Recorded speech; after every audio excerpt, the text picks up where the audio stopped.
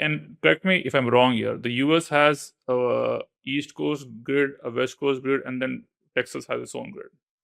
So you think it's good to still keep them divided, or it's good to have one national grid, or we should, or is it better to like fragment them into multiple smaller grids so we can uh, we can reduce the potential impact of a cyber attack?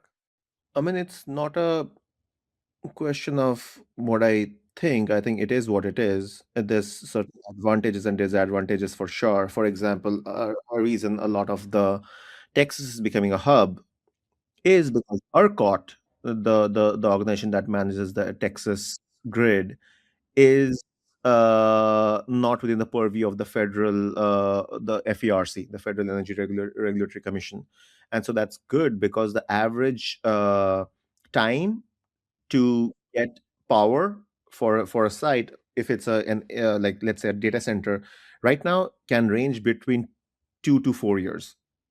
But for Texas, yeah, that is something I delve deep into my book, one of the book a book that I'm writing. But there's basically three clocks to power, and let me delve deeper into it.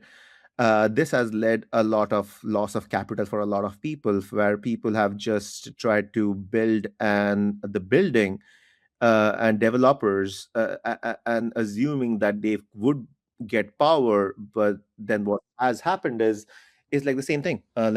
Just because there's a major power line passing by your house doesn't mean that your house has the power. It's like the same thing as the highway can pass by your house, but if there's the access road to your house, you don't have power. So average construction timeline can range between 12 to 18 months. But if you don't get power in 3 years, that means you are sitting on dead capital. That means you as a developer are taking on $100 million project with bank loan, some of your own capital.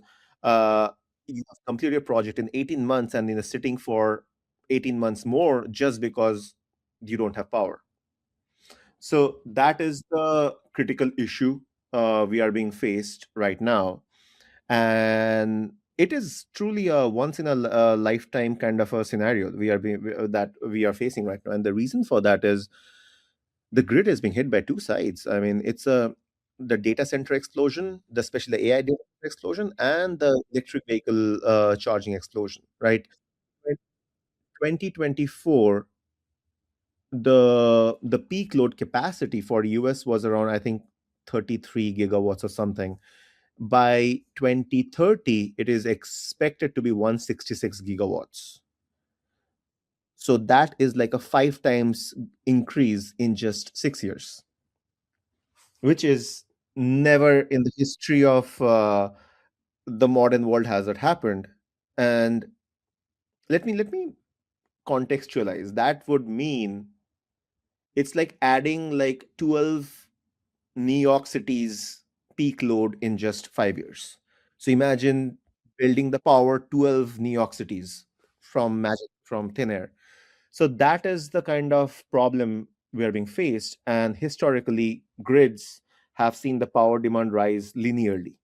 For the first time, they are seeing a hockey stick curve where it's like going up crazy, and like that's the challenge that's facing us. For us to leverage all the Gen AI, the $1 trillion gains, that can only happen if the backend infrastructure is there to support it. So we are really living in one of a kind scenario, and so that's why it's very important that we understand that there's three clocks. One is the time to power, the time to permit, and the time to, of course, build. If any of these clocks are not synchronized, it can lead to massive dead capital or dead spending.